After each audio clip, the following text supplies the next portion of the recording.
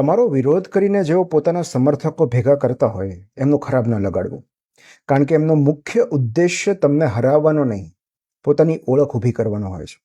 કેટલાક લોકો આપણને નફરત કરીને કે નીચા બતાવીને પોતાનું ઓડિયન્સ ઊભું કરતા હોય છે.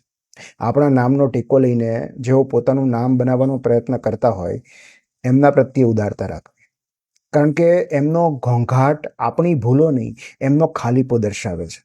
આપણો વિરોધ હકીકતમાં એમની એટેન્શન માટેની ચીસો હોય છે. એ કોઈ વ્યક્તિગત દુશ્મનાવટ નથી હોતી, ઓળખ માટેની મથામણ હોય છે. તેમને એવું લાગ્યા કરે છે કે એમના ભાગનો પ્રેમ, સફળતા અને ઓળખ ઈશ્વરે આપણને આપી દીધી છે. તેથી ઓળખ બનાવવાને બદલે તેઓ દુશ્મનાવટ બનાવે છે.